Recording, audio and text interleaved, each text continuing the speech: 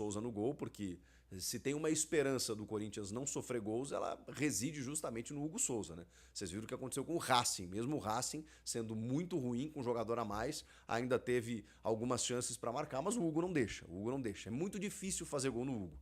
Então já começa nesse sentido.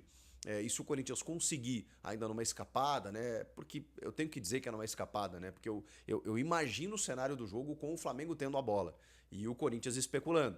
Não estou dizendo que o Corinthians vai ficar lá atrás esperando para ser bombardeado, porque isso também seria suicídio.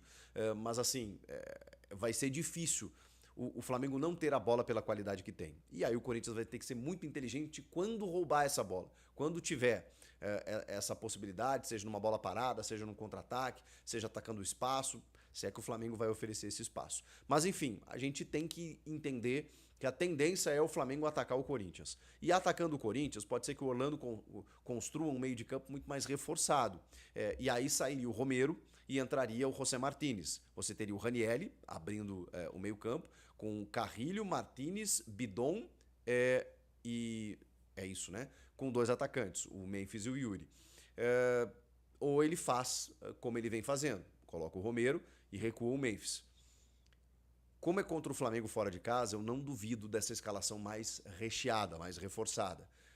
Muita gente está pedindo o Ranieri como zagueiro, como ele jogou no último jogo, né? Mas até para ter uma força no meio campo, e ele joga como um zagueiro praticamente quando o time é atacado, fechando uma linha de 5 ali, eu acho que dá para manter esse sistema.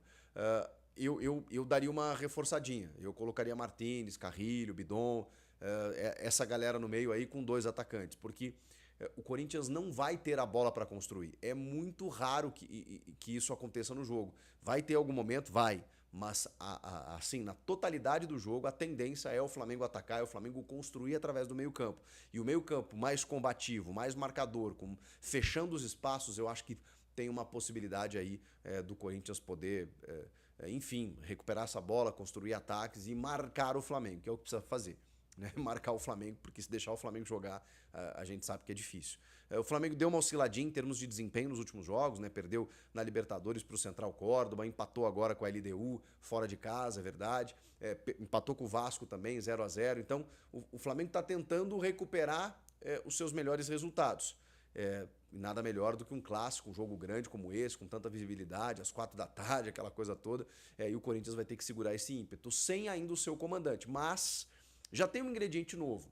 Porque quando a gente falava aqui contra o Racing, né, que eu falei, caramba, o que esses caras, parece que eles não querem a Sul-Americana, parece que os caras estão jogando a não jogar, aquela coisa toda, porque fica uma coisa meio à deriva, né? Você não define o técnico, você não sabe para onde você vai, não dá para nem saber se os caras querem a Sul-Americana ou não chegou um técnico para dizer, não, eu quero essa competição, vamos focar, vamos lá, não sei o quê, não sabe. Então os jogadores ficaram meio que jogando por eles, assim.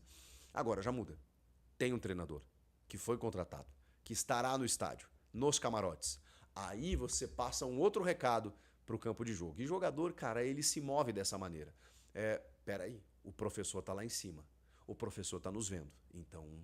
Então é aquela coisa, a gente vai ver daqui a pouco até uma disposição um pouco maior. Por quê? Porque o vestibular recomeçou e tá todo mundo querendo um espaço. Eu sei que tem algumas figuras ali que são titulares absolutos, né? O caso do Memphis, o caso do Yuri, o caso do Hugo. Ok, mas é chefe novo. É chefe novo, então mostrar serviço para o chefe novo faz, às vezes, o jogador, né, se dedicar um pouco mais. Então eu espero que tenha isso também no Maracanã, nesse domingo às 4 da tarde. E tem um outro detalhe, tem uma questão de tabela importante, porque estou falando aqui, né, que o Flamengo, né, Palmeiras, né, acabou vencendo vários jogos fora de casa, né, Fortaleza, Inter e tal, deu uma disparada, e aí o Flamengo tropeça contra o Vasco, então ele está de olho nessa liderança.